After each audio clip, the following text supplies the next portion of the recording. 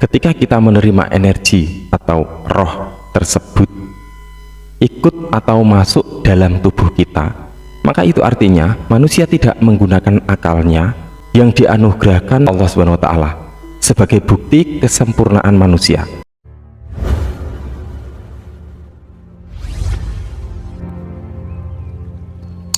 Assalamualaikum warahmatullahi wabarakatuh. Para sahabat semua, ketika seseorang menjalani hidup sebagai spiritualis, maka yang terjadi pada kehidupan kita adalah perubahan yang signifikan di dalam mengutamakan batiniah daripada lahiriah. Salah satu bukti yang terjadi adalah manusia akan lebih menjalankan kehidupan sehari-hari untuk berbuat baik, baik itu pada sesama makhluk ataupun mendekatkan diri kepada Allah Subhanahu wa Ta'ala, sehingga menjadi terang hati atau pikiran manusia oleh cahaya Allah Subhanahu wa Ta'ala. Hidup manusia akan menjadi lebih tenang daripada sebelumnya. Ketenangan jiwa yang begitu dalam membuat hati dan pikiran yang bening, sehingga ini menjadikan faktor terpenting terbukanya dimensi batin, atau bahkan batin manusia bisa terbuka.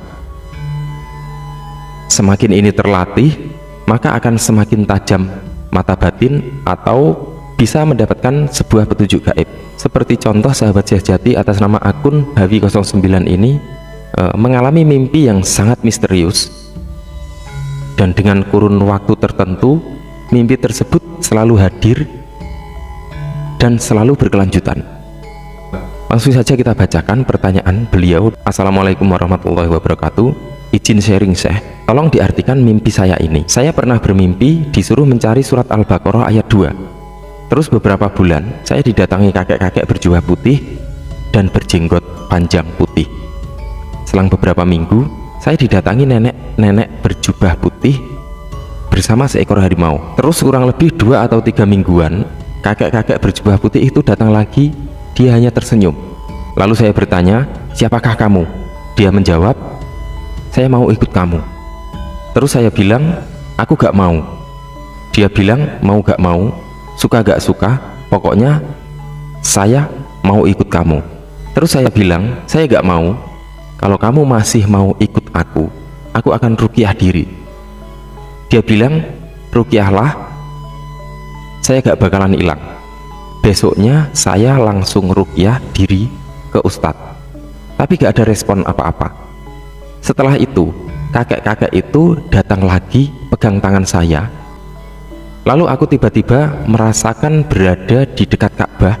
Lalu aku melihat almarhum ayah. Lalu aku bilang, lah itu kan ayah, kok ada di sini? Lalu kakek itu bilang, iya itu ayahmu di sini. Terus saya menghampiri ayah. Lalu aku bertanya kepada ayah, kok ayah ada di sini? Lah dari dulu ayah pengen kesini, kata ayah saya. Tak lama kemudian saya disuruh kakek untuk azan. Lalu saya bergegas azanlah di Mekah. Sesampainya di Asyhadu Anna Muhammad, tiba-tiba air mata saya mengalir. Saya menangis sampai terseduh-seduh. Kemudian azan saya tadi dilanjutkan oleh kakek itu. Setelah selesai azan, kakek itu mengusap punggung aku lalu berkata, udah jangan menangis, sekarang waktunya kamu bangun. Saya pun terbangun masih dengan posisi menangis. Setelah saya tanya-tanya sama ibu, katanya Puyang, ayah kakek saya, pernah ikut Thariqah Naqsabandiyah. Apakah mimpi ini ada hubungannya Syekh? Tolong banget Syekh diartikan mimpi ini, soalnya saya kayak ada maknanya. Terima kasih. Wassalamualaikum warahmatullahi wabarakatuh. Para sahabat semua, terutama sahabat sejati atas nama akun Jawi09. Singkat cerita, inti dari makna mimpi ini adalah ada ilmu yang ingin ngikut Anda. Bisa dikatakan ilmu titisan juga. Jadi banyak sekali video-video yang sudah aku share tentang ilmu titisan ini, dan insya Allah di dalam video ini aku terangkan lagi untuk lebih jelas dan gamblang apa dan bagaimana seputar ilmu titisan tersebut. Para sahabat semua, jadi munculnya petunjuk-petunjuk mimpi seperti sebuah perintah untuk mencari surat Al-Baqarah ayat 2 Kemudian didatangi kakek-kakek berjubah berjenggot putih, kemudian nenek-nenek berbaju dengan seekor harimaunya, sampai akhirnya terjadi sebuah tanya jawab di dalam mimpi tersebut. Tanya jawab tersebut terjadi antara sebuah penampakan kakek-kakek dengan seorang anak manusia seperti kita. Para sahabat semua, perhatikan ini. Sebenarnya semua tampilan tersebut hanyalah sebuah energi saja yang membentuk atau mewujud menjadi sosok kakek dan nenek tua serta harimau. Itu hanyalah sebuah energi atau sir atau sebuah roh. Dan ini sudah pernah aku jelaskan pada video yang berjudul Ilmu Leluhur Menurut Islam Tauhid. Silahkan disimak video tersebut. Kemudian roh ini bukanlah ruh dari Allah SWT. Jadi beda antara roh dan ruh. Energi tersebut adalah sisi hidup saja yang ada di sekitar kita, dan itu banyak sekali tersebar di sekitar kita, bertaburan, berkeliaran, bisa dikatakan liar, bisa dikatakan gentayangan. Mengapa seperti itu?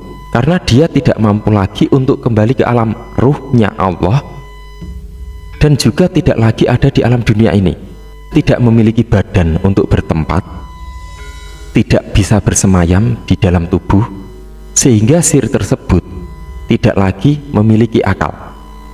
Jadi energi atau roh itu sangat beda dengan keadaan kita, yakni manusia yang masih hidup di dunia ini, yang masih lengkap memiliki pikiran, akal, hati, rasa, dan masih sempurna, sehingga manusia bisa terjaga dan bisa tidur, bisa bermimpi ketika tidur, dan mampu menceritakan mimpinya.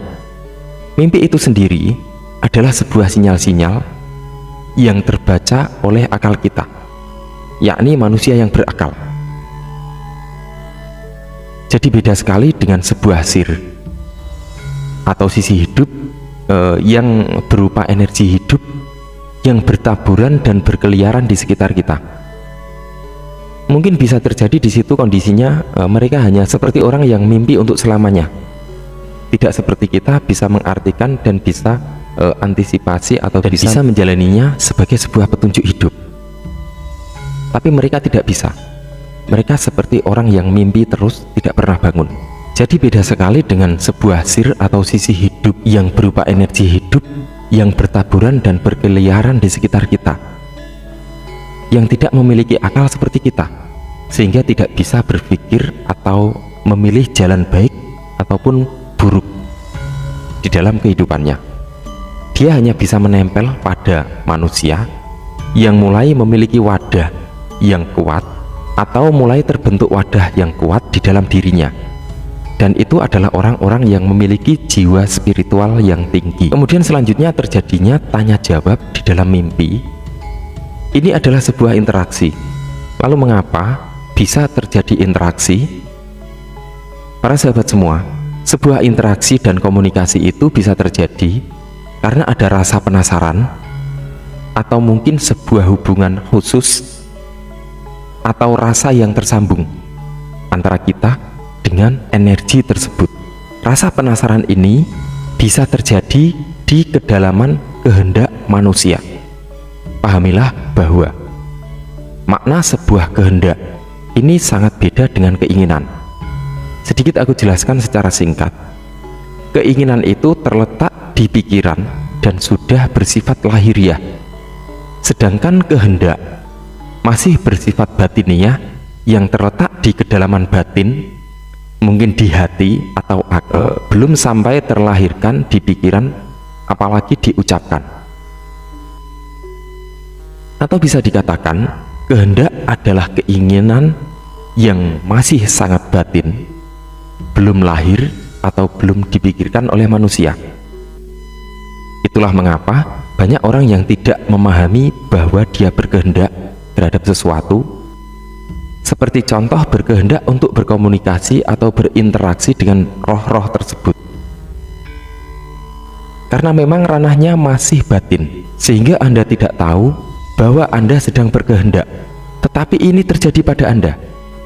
Dan di dalam sebuah contoh, pada kenyataannya di dalam mimpi itu terjadi interaksi yang nyata. Jadi ketika ada energi atau roh yang akan menempel kepada kita, ini sebenarnya bukan salah dia sebenarnya, karena dia hanya mengikutinya saja. Seperti manusia yang hanya mengikuti naluri tanpa menggunakan akal. Maka perlu diperhatikan, ketika kita menerima energi atau roh tersebut atau ikut masuk dalam tubuh kita, maka itu artinya manusia tidak menggunakan akalnya yang dianugerahkan oleh Allah SWT sebagai bukti kesempurnaan manusia. Sehingga ada sebagian manusia yang lebih memilih untuk mendayagunakan energi roh dari luar diri daripada energi yang ada di dalam dirinya sendiri, di mana energi dari dalam diri tersebut sesungguhnya adalah anugerah dari Allah SWT yang dimiliki oleh setiap manusia.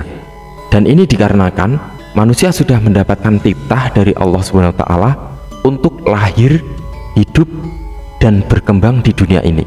Allah berfirman, adakah orang yang mengetahui bahwasanya apa yang diturunkan kepadamu dari Tuhanmu itu sama dengan orang yang buta? Hanyalah orang-orang yang berakal saja dapat mengambil pelajaran. Nah, para sahabat semua, jadi apakah kita ingin penasaran kepada roh tersebut, kepada energi tersebut, atau penasaran terhadap Allah SWT? Ini akan menjadi perjalanan kita selanjutnya di dalam spiritual. Inilah sebabnya mengapa di awal mimpi Anda tersebut ada perintah untuk mencari surat Al-Baqarah ayat 2. Kitab Al-Quran ini tidak ada keraguan padanya, petunjuk bagi mereka yang bertakwa. Dan Allah SWT juga berfirman, tidak ada sesuatu pun yang Allah ciptakan itu sia-sia. Maka pada hakikatnya yang harus kita lakukan adalah maksimalkan aktivitas akal kita yang sudah dianugerahkan oleh Allah SWT kepada kita sebagai sebuah perjalanan spiritual Anda untuk kembali kepada Allah SWT, yang bisa dilakukan melalui media ayat 2 di dalam surat Al-Baqarah. Dan itu bukan untuk dibaca berkali-kali di dalam zikir, tetapi untuk menjadikan proses pencarian. Kitab Al-Quran ini tidak ada keraguan padanya. Yakinilah itu petunjuk bagi mereka yang bertakwa. Maka yakinilah itu, pelajari, cari. Mungkin kitab Al-Quran tersebut banyak sekali di masjid-masjid, di musola, di pondok-pondok pesantren, di majelis-majelis, ataupun di sekolah-sekolah. Tetapi pernahkah kita berpikir untuk mencari ayat-ayat tersebut di dalam diri kita untuk kita jalankan menjadi sebuah langkah-langkah jalan spiritual? Maka di dalam sebuah hadis dijelaskan bahwa pencarian itu untuk ke dalam diri, bukan untuk keluar diri. Maka di dalam sebuah hadis dijelaskan bahwa hakikat sebuah pencarian itu adalah ke dalam diri, bukan keluar diri. Barang siapa yang mencari Tuhan keluar dari dirinya sendiri, maka dia akan tersesat semakin jauh. Bacalah kitab yang kekal yang ada di dalam diri Anda.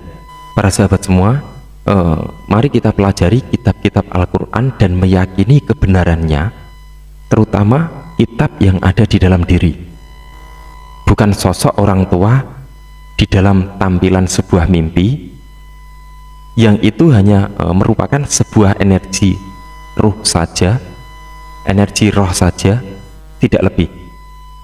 Dia tidak memiliki kekuatan apa-apa. Lebih sempurna sebenarnya adalah kekuatan kita yang berasal dari Allah SWT. Semoga bermanfaat. Wallahu a'lam bishawab. Wassalamualaikum warahmatullahi wabarakatuh.